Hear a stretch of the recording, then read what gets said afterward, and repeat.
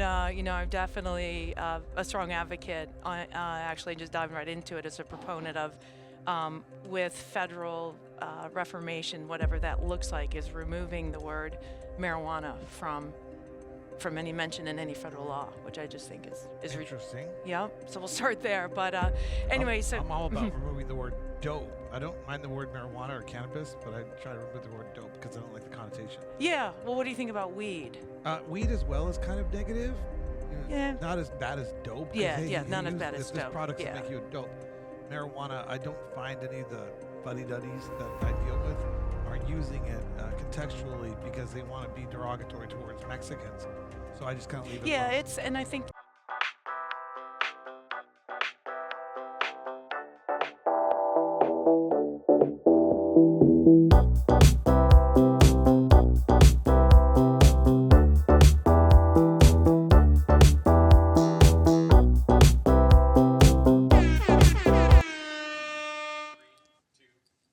We are back at MITA Unshackled Emerald Conference, San Diego 2024, interviewing people at the conference and letting you know who's doing what, who's doing some interesting things in the cannabis industry.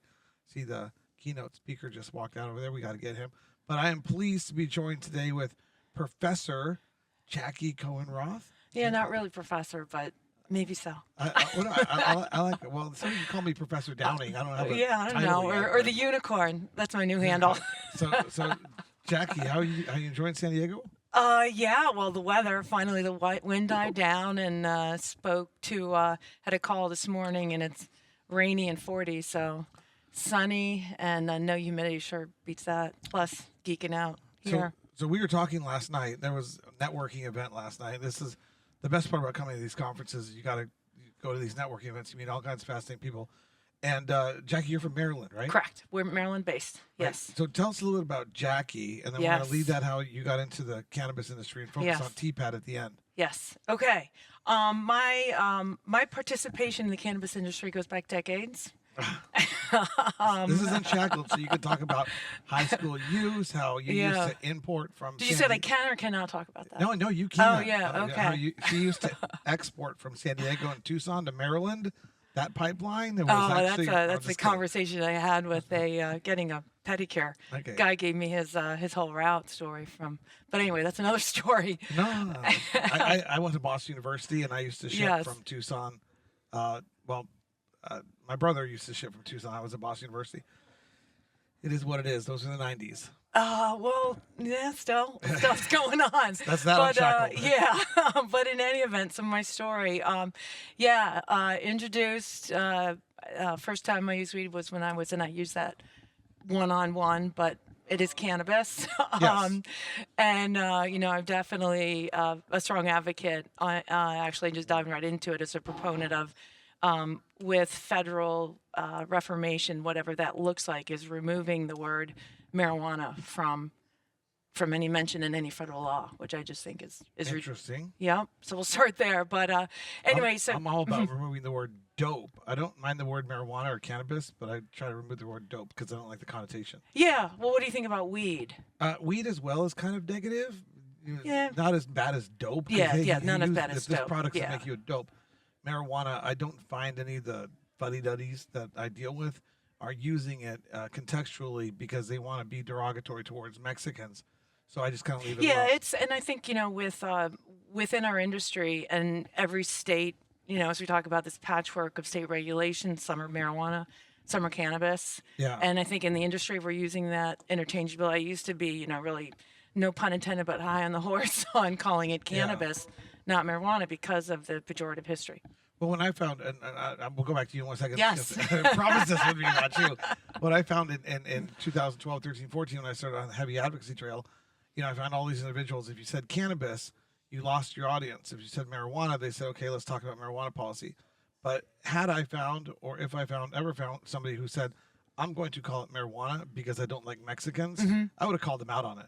But all those people are dead. You know what I'm saying? They're all gone. No one says marijuana because I don't like Mexicans. It's just something that's around. True. See what I'm saying? That's and the difference between that HUANA versus the JUANA, which the original pejorative was Huana. Yeah, and I have a good friend who started a brand called Mary Uh-huh. E. Juana. It's here in California. Uh-huh. It's out of Santa Ana, and they want to flood into the Mexican market. And so, down there all over Mexico, you have people who love the word marijuana. And so they're Mari y Juana, but they're spread out. So it's, anyways, go ahead. Back to you. Okay, so back to me. Yes. Yes. So 13, throughout high school when it was available, we never hear about Thai sticks. Thai sticks, yeah, What are those? THAI. I mean, they were literally on a stick. Buds, probably some hash on those. East Coast thing. Yeah, we're talking 1978. But anyway, college, and then it was actually college use, and more so, I raised my kids. I have three daughters who I refer to now as grown-ass women, which is what they are.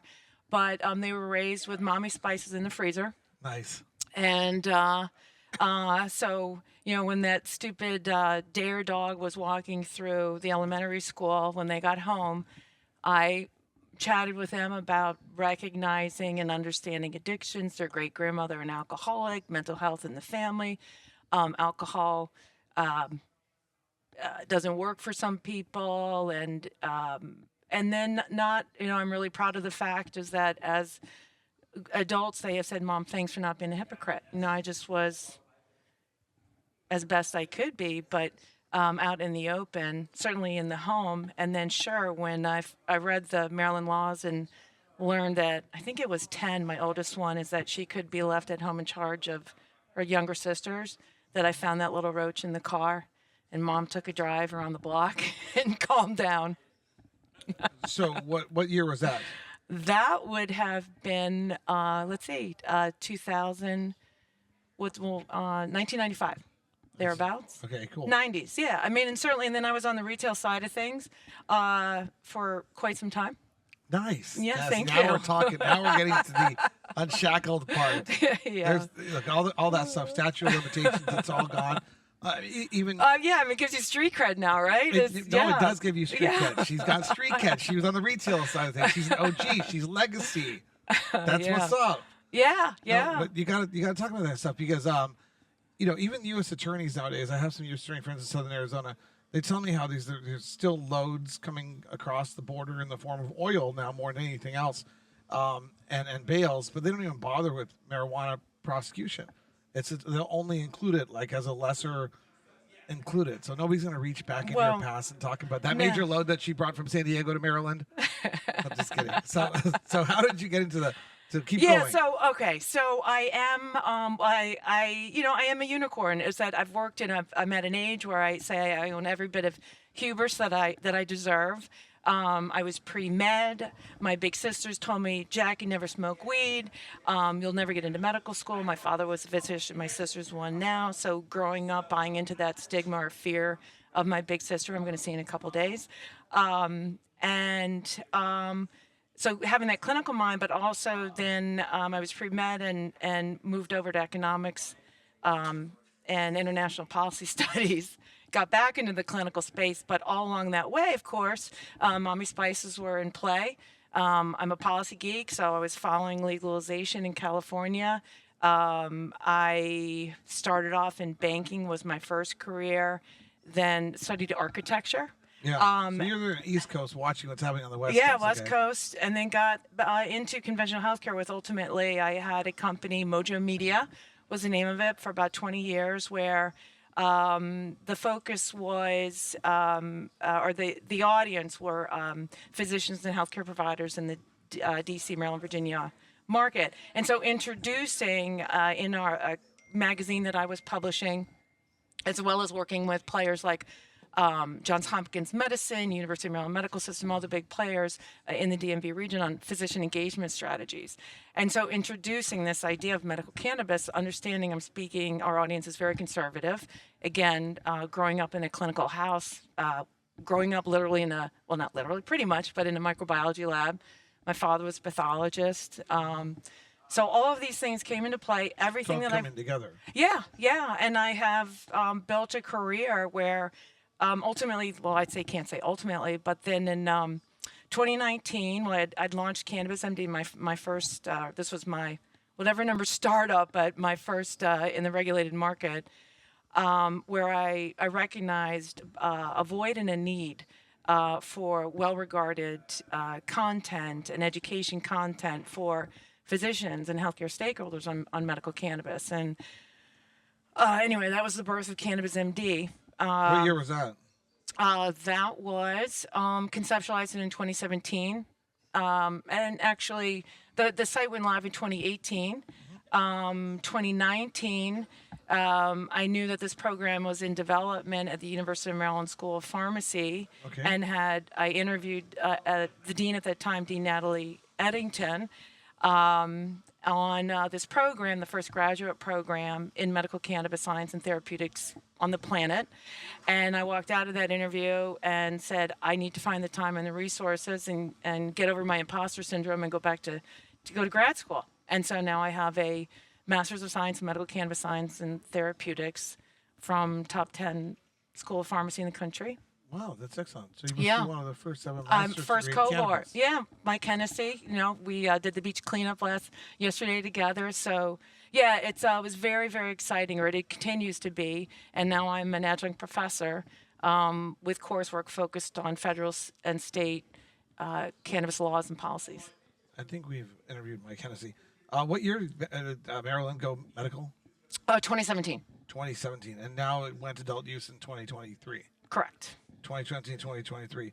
So Yeah, and I was Truliev's first adult use consumer, and that was quite an early cool experience. okay. July 1, 2023. Grew 2 clones out of that. The ladies, that's a whole other story on the clones that I grew. So were you the first person to buy at the store? Yes. Okay. Oh, it was very cool. And Kim Rivers, who I admittedly have a lady boss girl crush on, introduced me at the ribbon cutting to literally go in and make that first purchase. Very good. How many? Well, it doesn't matter how many stores they have. I'm sure they have plenty. So let's talk about Yeah, and T-Pad. That's why. T-Pad. T-Pad, yeah. Is that T-Pad's your main project now? No. it's No, not. I have several. Yeah, Okay. the Well, we crazy. can go through all your projects. Yeah, yeah. Because last night we were talking about T-Pad, and I want to talk about Yes. that. So T-Pad was born in 2019, and how that came to be actually was I had was having one of my educational focus programs for Cannabis MD was Cannabis and Innovation. Nobody, believe it or not, in 2019 was really talking about it unless you were in the industry. But in any event, I had given a law firm exclusivity, which I learned never do that again on a sponsorship. And another group came to me and said, hey, Jackie, we want to be part of what you're doing. And I said, well, I've got this idea that I've been kicking around, a networking group, but focused on advocacy for equitable participation in the cannabis industry. And so T-Pad was born from that, where I had read about T-Pads were essentially weed speakeasies in the 1920s and 30s, these were spaces where folks of all racial background got together, enjoyed weed, music, danced, and American jazz was born, with the music and lyrics being the foundation of the civil rights movement. So I put all this together and reinvented T-Pads, where it's live jazz, good eats, plentiful libations, and provocative conversation every T-Pad. It started off as a social enterprise. We're now a 501c3, and raising funds for the T-Pad Fellowship Program. That is essentially, and very simplistically, a paid internship in focusing cannabis STEM, so science, technology, engineering, and medicine for women and BIPOC. So T-Pads, so you guys are doing networking? These pop-ups is what they are, yes. Mm-hmm. Are you doing, where, what cities, what states? Yeah, so what's throughout your- Maryland. It sounds interesting, like something. No, somebody- there's nothing like it, There's nothing like it. And I can say that definitively and proudly. Consumption, we've done one, we're complying with state regulations, and it's a 501c3, so I'm especially paying attention to federal and state regulations. But so throughout Maryland, D.C., New Jersey, Boston, planning going to Atlanta, loved Detroit's in conversation. So cities most harmed by the war on drugs is raising awareness of the need for advocacy to establish equitable participation. So, but the T-pads are open to all members of the industry, even if they're not Correct. interested. Right. In They are no pun intended, but more so about higher level networking. As somebody said to me, there's another networking organization, and if you in Maryland, and if you want to meet the owner operators, if you want to make deals, you go to TPAD.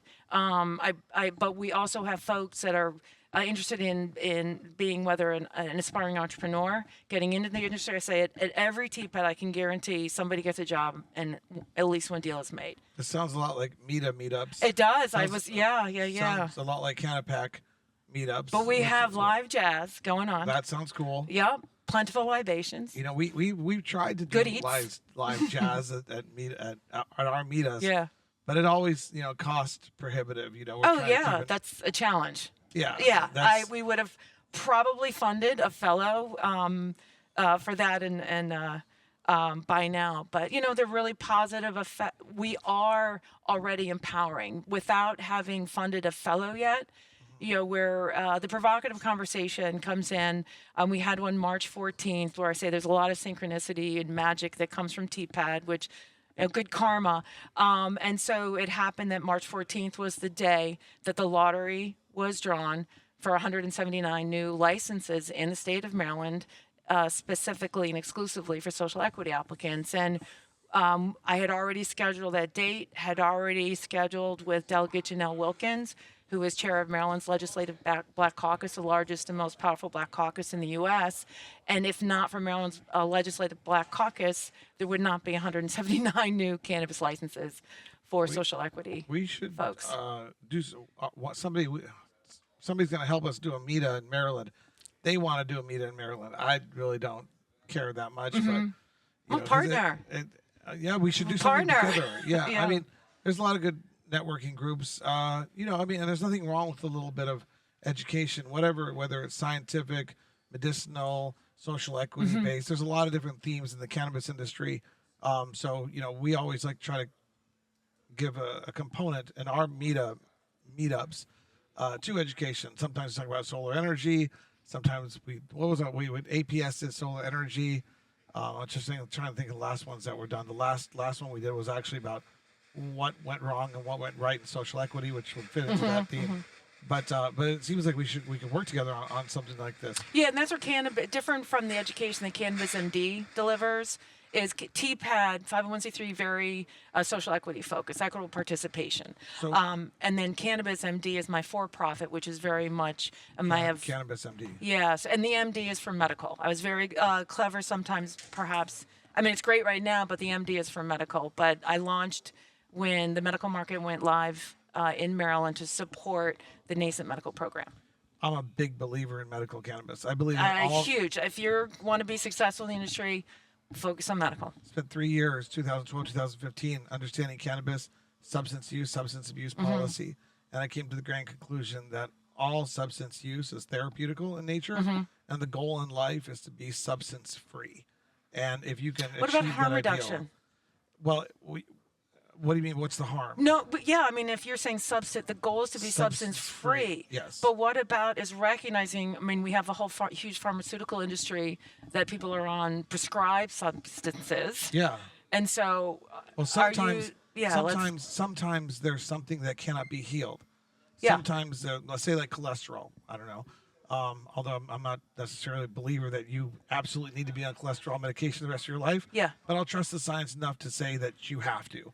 Okay. So then you have to be on cholesterol the rest of your life. An ideal world is not to be on cholesterol. So what can you do in health and habits and lifestyle to eliminate the need for the cholesterol drug? Just so like, what can you do in health and habits and lifestyle to eliminate the need for cannabis, to eliminate the need for alcohol, to eliminate the need for coffee and every other substance so that you're not dependent on that?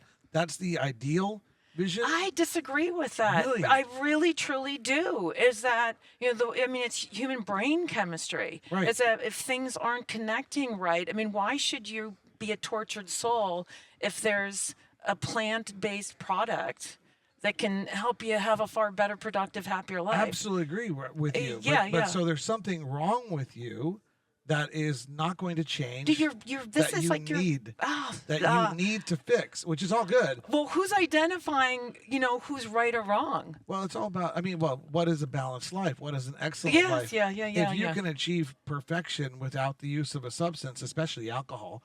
True, why right? It's not? all right. I mean, and let's, I mean, I just think of like if I could wave a magic wand and teach my son anything in the world about substances, what would I say? I'd say, look, don't let them hook you on coffee. Don't let them hook you on alcohol.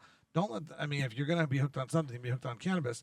But don't let the commercial no, I would markets. say not as a, and that's a whole other conversation for what the conversation I would have with my daughters now about cannabis use. So, I mean, they're my daughters, they're not my sons, and that would have been a whole other different conversation. Yeah, and like one of our goals at MITA is not to promote cannabis use. Yeah.